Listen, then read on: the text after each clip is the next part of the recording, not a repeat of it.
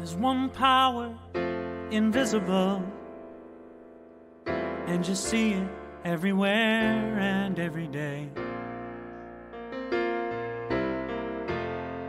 One power, indescribable, and you speak of it with every word you say. Mysterious until you know the truth. As simple as the love inside of you.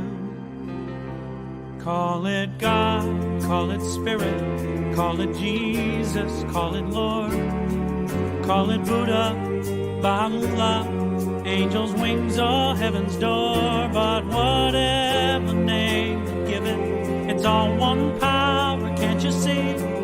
It's the power of the love in you and me. One power, one power.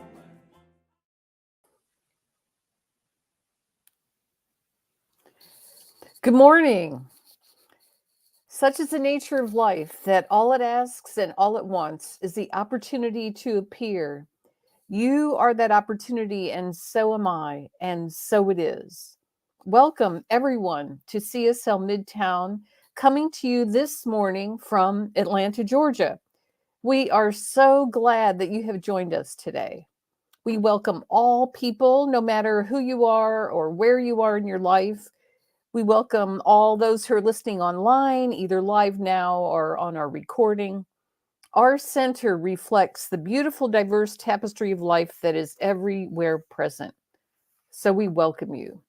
Whoever you are and whatever path brought you to be here today, we know that you are an individual expression of the divine life in which we all live. You are welcome to participate here today and to become a part of this community. We hope that those of you who are watching our broadcast on a social media platform, Facebook, YouTube, will like and share this with your friends. Okay, for a better understanding of who we are and what we teach, let's listen now to our Declaration of Principles as written by our founder, Dr. Ernest Holmes.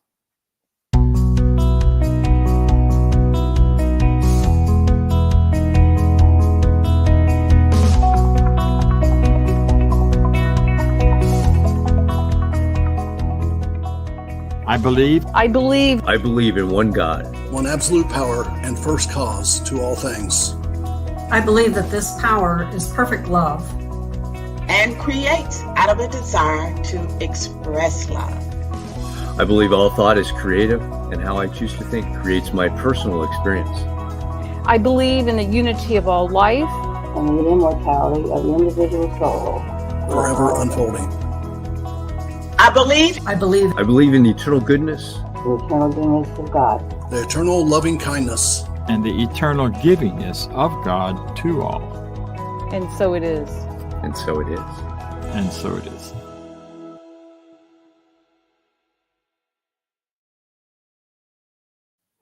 All right. My name is Judy Aehle, and I'm the moderator and practitioner for today's service. As we know, the theme for this year is Grand Rising. And today we are moving forward with the monthly theme for September, which is Pieces into Peace. Today's theme is Om Shanti Om. Today our intention is to raise the vibration of peace in our own lives and in the world. When we are feeling separated from the divine, peace is difficult to find. Dr. Ernest Holmes, our founder, said, peace is always at the center of our soul. And today's topic is about coming together as a spiritual community to create a place where we can support each other in our spiritual growth and create a culture of peace, love, and belonging. We want to be the peace we long for in the world. I believe that there is a power when we come together to create peace. Can we believe that there can be peace in the world? Can we play a part in this? I used to teach special needs students in a large high school here in the Atlanta area. I used to say each day to myself as I entered the building, I would say this: I bring the presence of peace and love to every situation and to every student that I face today. I am the very presence of peace. This served me well in what looked like to others at times, although not all the time, a confusing and chaotic situation of many possibilities. In my yoga class, at the beginning of each class, we chant 3 ohms together. It's interesting that sometimes the voices in the room blend together, make a beautiful sound, and other times the voices may not blend together so well, but each voice comes together to bring its part to the chant. Many times when we are struggling with something by ourselves, we can feel alone and frustrated. I think we got used to this kind of isolation during the COVID pandemic. And I think we still are experiencing some of that.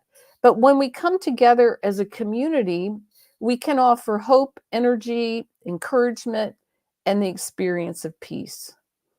I invite you, if you are feeling that you are alone in your spiritual journey, to get connected somewhere to a spiritual community.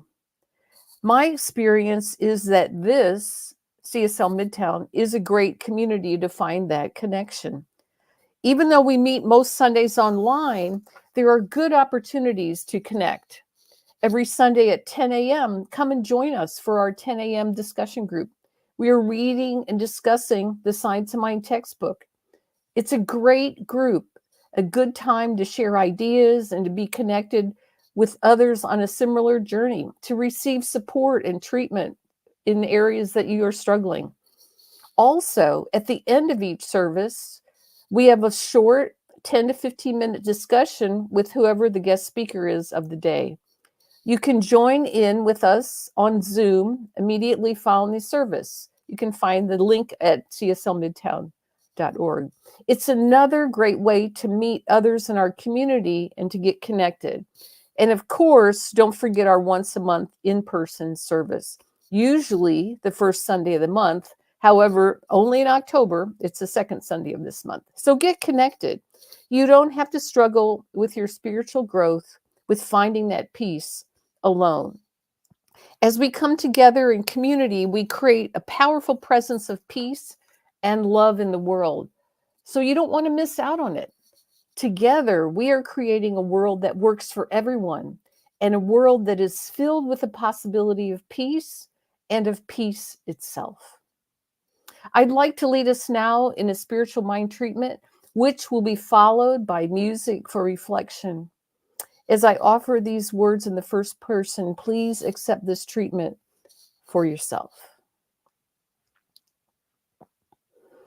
Just take a couple of nice, slow, deep breaths and allow your mind and your heart to be fully present right here and right now in this moment. And as I do this, I recognize and know that God is all there is, that this presence and power that we call life, that we call love, that we call peace, is everywhere present. It is in me, around me, through me, in all that I see around me that appears to be separate from me. It is there. And I know that this power in the present and this presence is a power for good. And it only desires to express through me and through each one of us in greater and greater ways, to express through us as love, as peace, as joy, as prosperity, as health, as vibrant living, as goodness of every kind. I know that I am never separated from this presence. This presence fills me with aliveness, that this presence is closer to me than the beat of my heart. It is the very air that I'm breathing. It is the thoughts that enter my mind. It is everywhere present. And I know because of this that I am never separated from it, no matter what the appearance may be. I allow myself to feel the deep peace in my soul, that this presence is that peace in my soul. And I open up to that presence of peace within me now. I affirm for myself and for all those who are listening, lives that are full of meaning, peace, love, and joy, that whatever situations that we may be facing that seem fearful or seem to have lack or limitation or frustration of any kind, that all of this can be transformed and moved to a new space, to a new way of looking at the situation, transformed into good. So I'm just grateful for this. I know that today's service is good and that each one of us here is blessed, and that we experience a deeper and more profound understanding of truth, of peace, and of love, and how we create that in our lives. This great presence, this power reflects back to us our thoughts, our feelings, our hopes, and our dreams. So I'm just grateful for this. I am grateful to be here. I'm grateful for CSL Midtown, for our speaker today, and for all those who are listening. So I just release this now, knowing that it is all so, and so it is.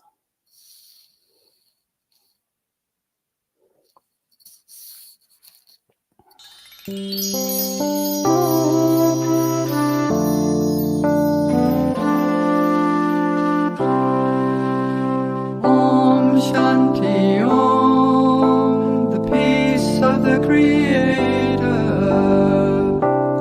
guide us home, Adonai Guru Deva, lead us to the light we all come from. Om Shanti Om. Om Shanti Om, the peace of the Creator, guide us home, Adonai Guru Deva, lead us to the light we all come from. Om Shanti Om. Om Shanti Om, Ave Maria, Adonai Guru Deva. Om Shanti Om, Alhamdulillah, peace and love, Hallelujah. Om Shanti Om, Ave Maria, Adonai Guru Deva. Om Shanti Om, Alhamdulillah, peace and love, Hallelujah. Om Shanti Om, Ave Maria, Adonai Guru Deva. Om Shanti Om, Alhamdulillah, peace and love, Hallelujah. Om Shanti Om, Ave Maria, Adonai Guru Deva. Om Shanti Om, Alhamdulillah, peace and love, Hallelujah. Om Shanti Om, the peace of the Creator, guide us home, Adonai Guru Deva, lead us to the light we all come from. Om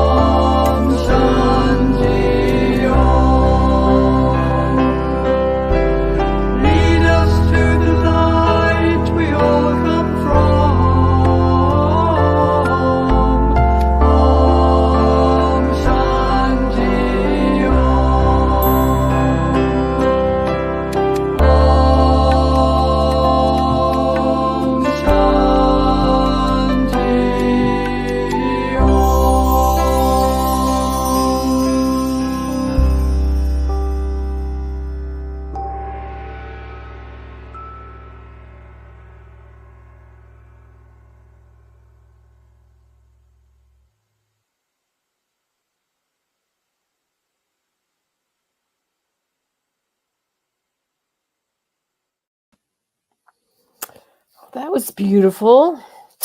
Well, this morning we are pleased to be welcoming back to our center Reverend James Peake. He has spoken several times before, and we've always really enjoyed having him. So we welcome him back. He is an ordained CSL minister, and he served as a CSL minister for a local community in the past.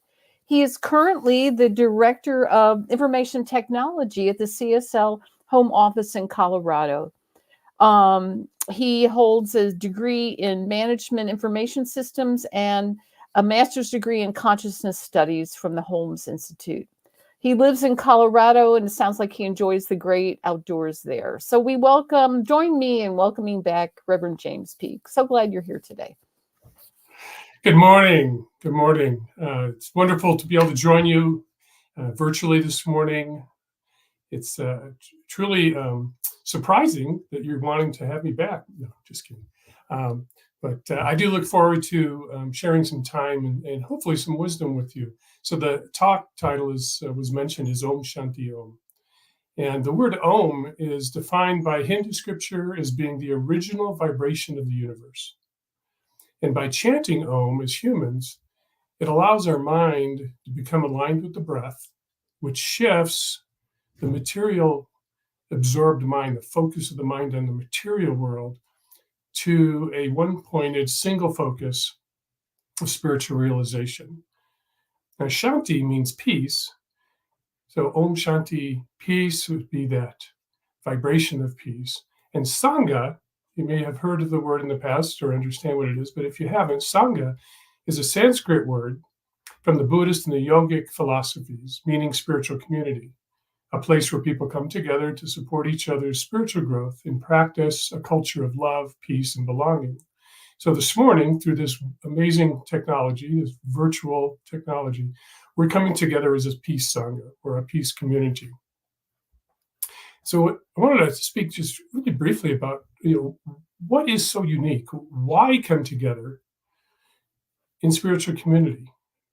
What's in it for us, individually, collectively, and potentially, why is it important for the world at large? And see, it's very challenging sometimes in community because the requirements of living spiritually are different than the requirements in some of our other communities. For example, the requirements of being in family are different than the requirements of being in a work community or being in some other communities. Maybe we're involved in other communities, other hobbies that we're part of a community around. But in spiritual community, it's a very unique thing because we are not only coming together in community that we do in other communities where we share stories and maybe feel a connection, but we're here really for a more dynamic and ultimately a purpose that is to reveal and express the nature of who we are. And there's three distinct features, if you will, of being in spiritual community. One is that it's a great place to experiment and learn. I like to think of it as the spiritual incubator. And we come into community and we learn how to ultimately love ourselves. So we may have come in wounded or in pain or maybe a little lost or all the above, feeling maybe like life is somehow against us. We're feeling victim-y. But we learn over time how to love ourselves, love each other, and not just surface love, not just, oh, how you doing? Oh, I'm great. How are you doing? But to truly love in the moment and allow each and every one to be wherever they're at. We get to explore and actualize our developing self. So there's a true nature to who and what we are, but through our conditioning and through society as a whole, our upbringing, if you will, often that true nature, that true self, if we will, has been clouded or cloaked, doesn't get out to play very often. So we have an opportunity to explore what that is and actualize our developing self. And of course, there's activities and practices. We have sacred services. We can participate in group spiritual practice. The second distinct feature is that it's a place to be inspired and inspire others. Now, ideally, it's not a place of struggle, but because community tends to mirror back to us like the universe does, right? Dr. Holmes talked about the the mirroring back to us of what we think it. But community will mirror back to us great opportunities for growth. But ideally, it's not a place of constant struggle, but it's a place to be lifted up. And it also is a place where we can have a movement to a vision. So often a community will have a mission and a vision. And I may have a vision for my own life that aligns to some degree, if not fully, with that community's vision. But it's a vision, it's a movement to something vital, something that goes beyond just something that's, I like this, or it's kind of important, but it's vital. It's almost a call of the soul. There's a vision that we're moving toward. And doing it in community, doing it in that group environment, where one or more are gathered, there's a synergistic energy that begins to take place. And also part of this inspiration allows us to identify and then bring forward our divine gifts.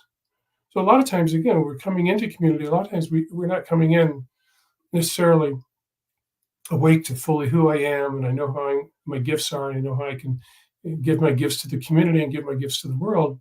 A lot of times that's shrouded in darkness or pain.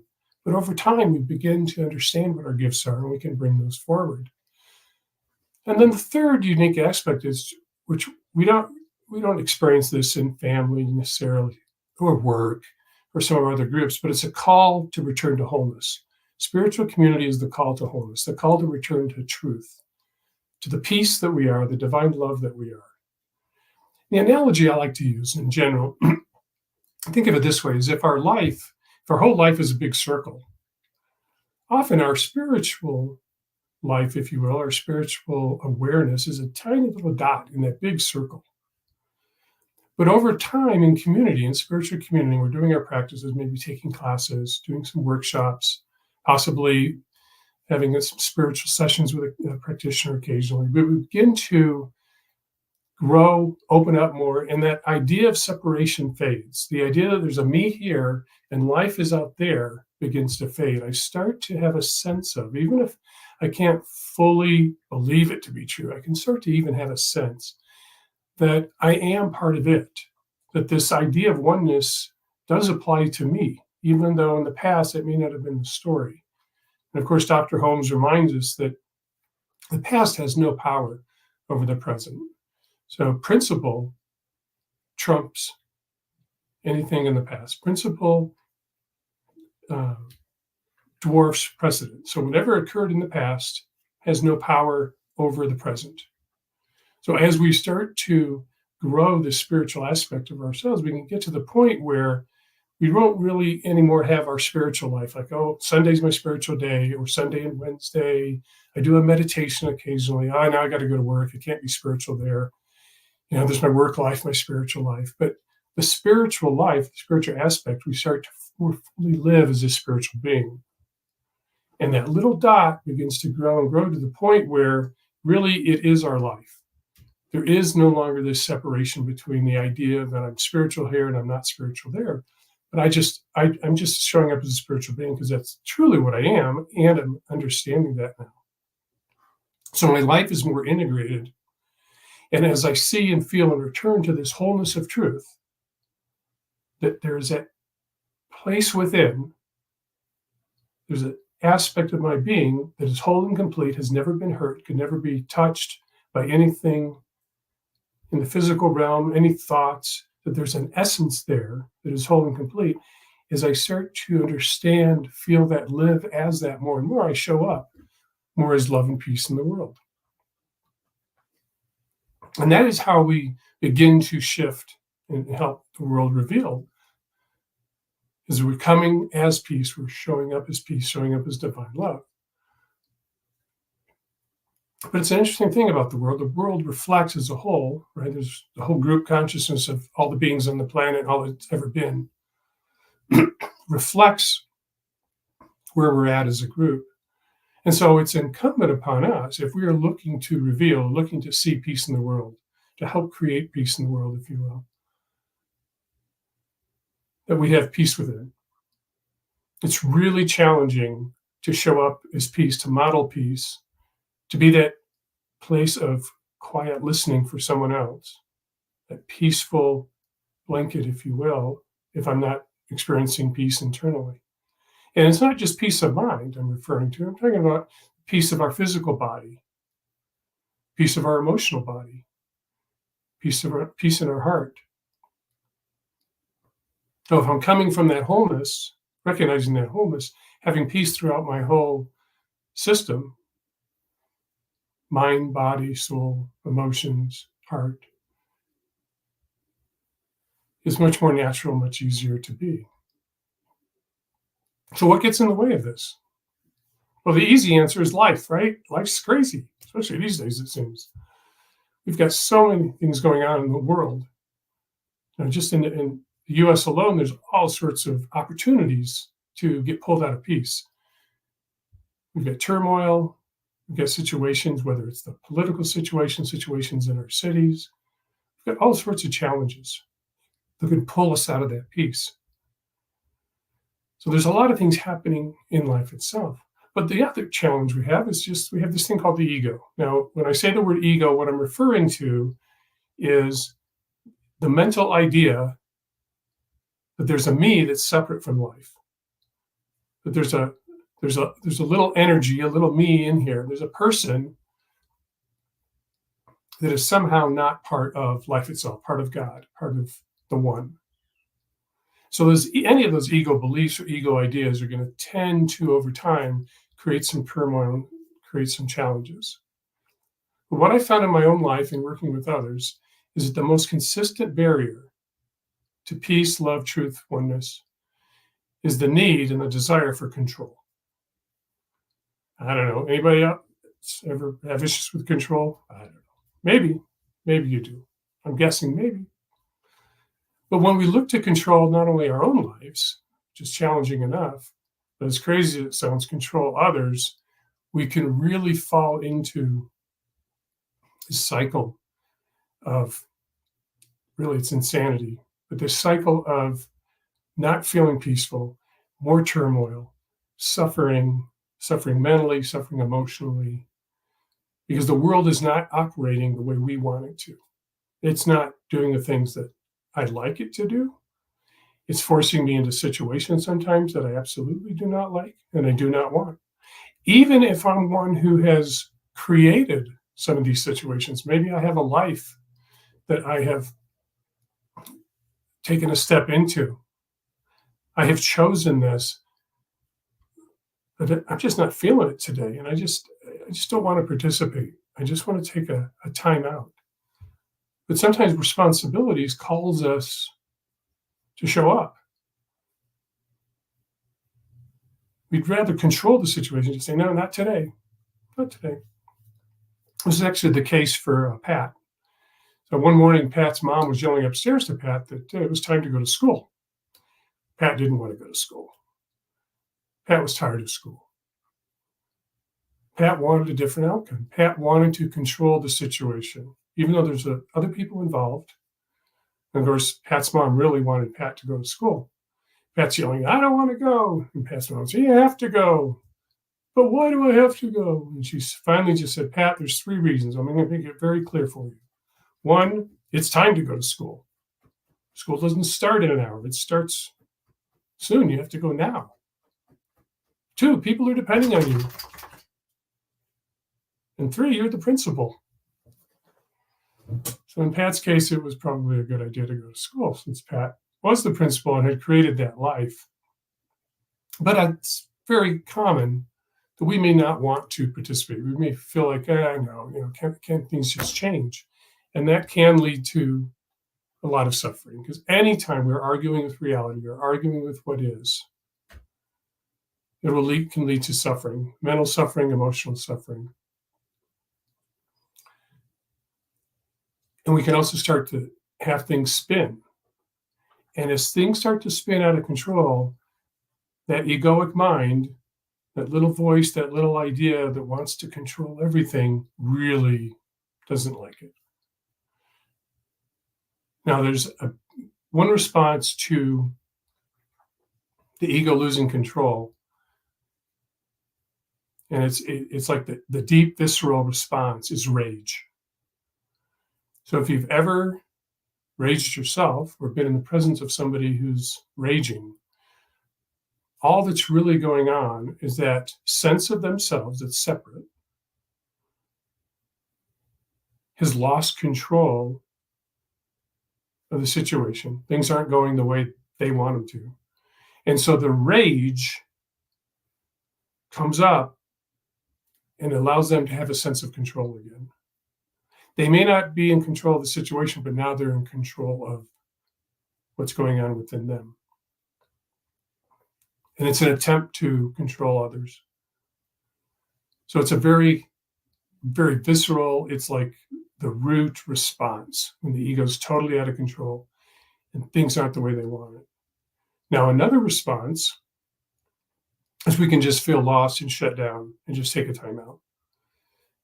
It's just things are out of control. It's too much. I'm just going to take a time out, which relatively healthier response than rage, certainly for those around us. But there's a third response. There's another response that can show up that actually can be the path back to wholeness, and that's surrender. So when we surrender, what we understand, it's still an ego experience. It's still, what's surrendering to the situation? What's surrendering? Well, it's the ego idea that's surrendering. Because our true nature, when we're living as coming from our true nature, there is nothing to surrender because our true nature has the infinite intelligence. It is omnipresent. It is divine love. And it's not identifying as being a person who needs anything in particular. It's not identifying as anything. So there's nothing that it needs to surrender or give up because it's just present. It's just ever present. But when the ego surrenders and finally waves the white flag and just says, okay, I'm dating the same person for the fifth time, even though it's a different person, different body, it's the same person, because I just can't seem to shake this theme of whatever's going on in my life. Or, I just haven't been able to manifest this thing over here that I think I really want. So maybe the fact that it's not showing up in my life, maybe it's really not to come forward. Maybe that's not what spirit as me is looking to create, but darn it, I want it. When I finally wave the white flag, for whatever reason, surrender, it opens the door to acceptance of what is. And I become more accepting of the situation, more accepting of what is. And the more subtle thing about acceptance is that it's actually opening the door to a deeper truth. It's opening the door to an acceptance that I am simply spirit incarnated, that I'm simply an expression of the one.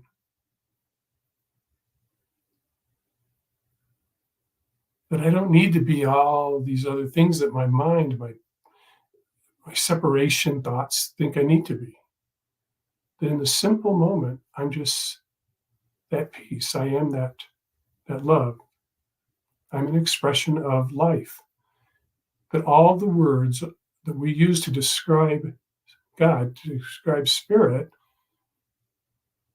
it's some level or who and what I am.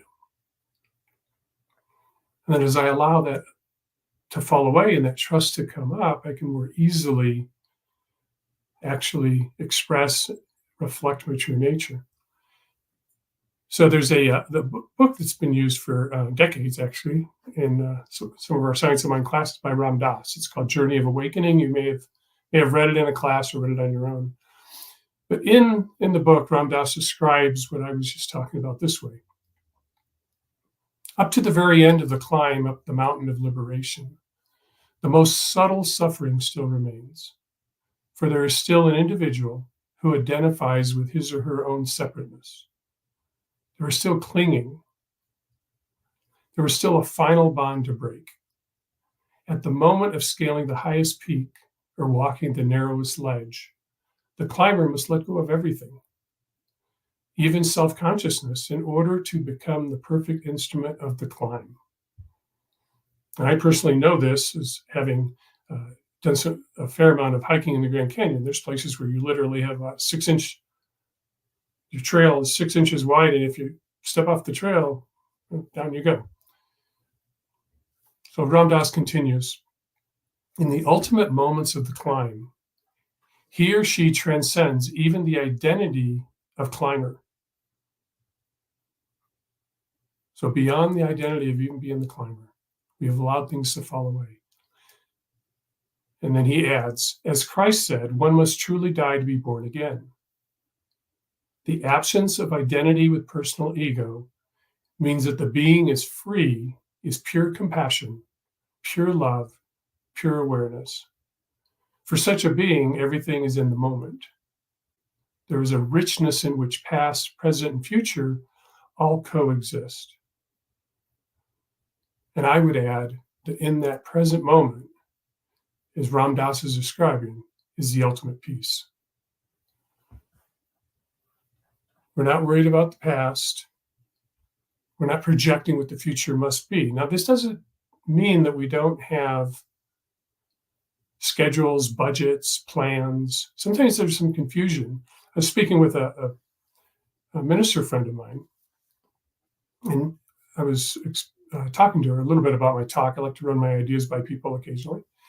And she was saying how that she likes control because she likes to know her schedule and know what's coming up and make plans. And I was sharing my thoughts was that I don't consider that control in this sense, because we're not trying to control an outcome as much as, if we're going to operate as a spiritual being manifested in a human form in this physical realm, and we're going to be in the world but not of it, then a lot of our consciousness, our sense of peace, our lightness, our nothingness, ultimately, it helps to have a little guidance system on the external. And so budgets and schedules and plans and to-dos, intentions, visions. We don't want to get confused. That is not the control that I'm referring to.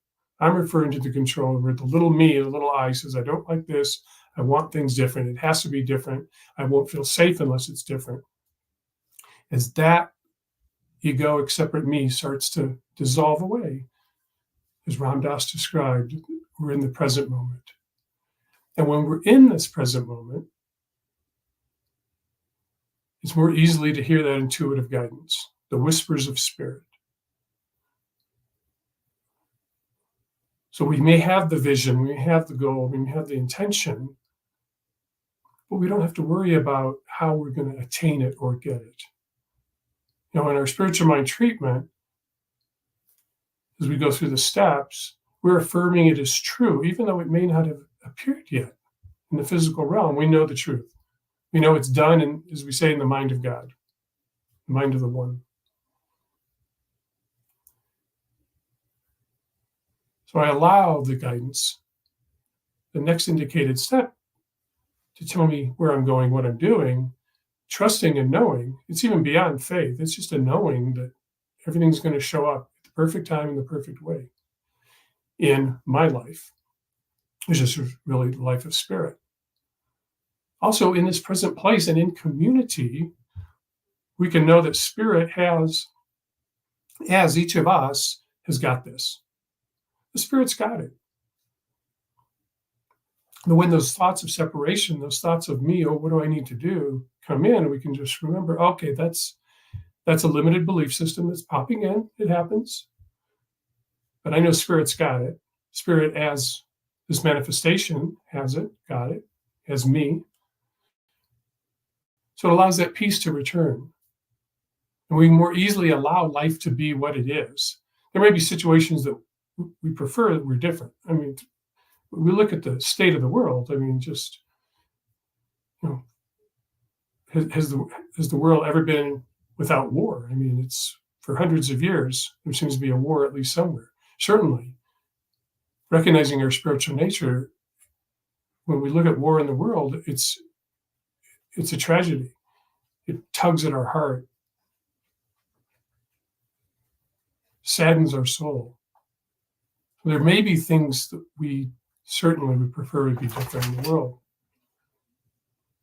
But if we can say, okay, that is what it is, now what's my piece to do to help raise the vibration and allow for the potential for peace to come through? And again, peace in my beingness, showing up as peace, praying, knowing that the possibility for peace is real regardless of what the appearance looks like in the world. So as we show up as peace, as love, as spiritual beings, and then together we take this walk, together as the Sangha. We walk together, we support each other, we celebrate, we love, we have compassion. It's a rich, deep, deep walk, this thing called community. And so the invitation this week, I feel, is to notice where in your own life you tend to want to control outcomes, control your emotion, control your thoughts. And allow that control to begin to dissolve. Understand that it's coming from a limited belief system. Go within, go deeper. Om Shanti Om. So I invite you to, if you're comfortable, close your eyes as we move into prayer. So what I'm present to is the power of the heart, the power of the spiritual heart that encompasses all, that is in and through and as all things, as life itself is. For we know there is one presence, one power, one infinite intelligence, constantly manifesting and creating out of itself, and yet it does not diminish itself.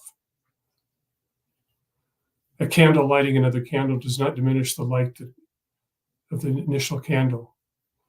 The love that flows through and as each of us, as we expand that love and recognize that love throughout the world, does not diminish who and what we are.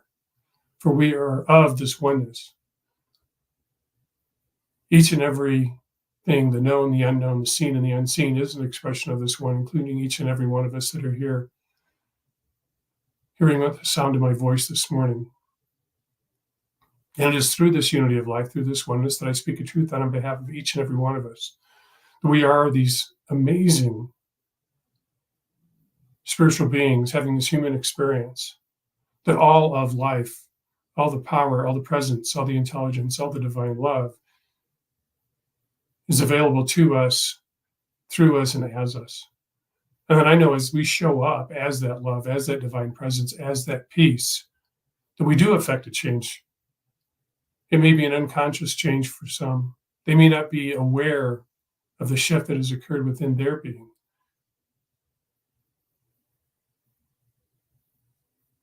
But love knows the truth. Regardless of the question, love is the answer. And that love brings peace. And so I simply give thanks for having this opportunity this morning to speak this truth, to recognize this truth, to know this truth for each and every one. And I give thanks for the law that simply takes the imprints of our thoughts and makes it so. It simply says yes, yes, yes.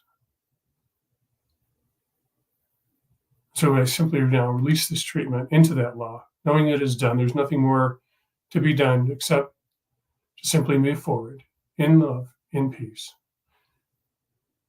And we anchor in this truth by simply saying, and so it is. Namaste. Namaskar. Thank you, Reverend James. What an amazing talk and description of Om Shanti Om. The opportunity to give, to help in bringing all of these wonderful talks and ministers and different points of view to you every single week is right here, right now. You can donate at cslmidtown.org/donate. If you're on screen, you can click the QR code. It'll take you right to the site to do that donation. And we appreciate you for all of the contributions you all are giving to support the center, to keep us going. And it is working. And we are working on growing that as well. So say with me our affirmation of prosperity. I live in a universe of abundance. As I freely and joyfully give, I join in the divine flow. And all that I share with life returns to me multiplied abundantly. And so it is. Now we got a few announcements. Next week, we have Reverend Jeff Radcliffe on Let There Be Peace.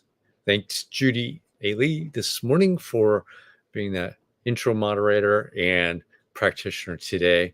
The Sunday discussion group, which she talked about, is another piece of that community that Reverend James was talking about. Sunday mornings at 10 a.m., you can join the discussion group. They're going through the complete Science of Mind textbook. So you don't have to have read the section or anything. Just come and join the discussion group. As a reminder, for the next in-person gathering in October will be this second Sunday in October 13th. So plan on being there. If you're in Atlanta, we would love to have you with us. I think that's it for the announcements. So on to our affirmation of life. I leave this place now, knowing something better than I knew before. I go forth into the world with a heart full of love and a mind full of good sense. I look at the world in a greater way, knowing that I have within me everything I need to create the life I desire. I give thanks for this understanding, and I am grateful for the spirit of life that lives through me. And so it is. Come, if you're online, join us over on the Zoom room. You can get there at cslmidtown.org, scroll down to Zoom, capture the passcode, and go to the link and join us for a discussion with Reverend James. Have a great week, everybody.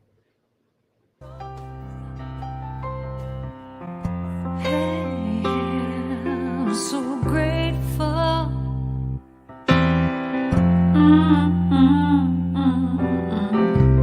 I'm so grateful. I'm so grateful. I'm so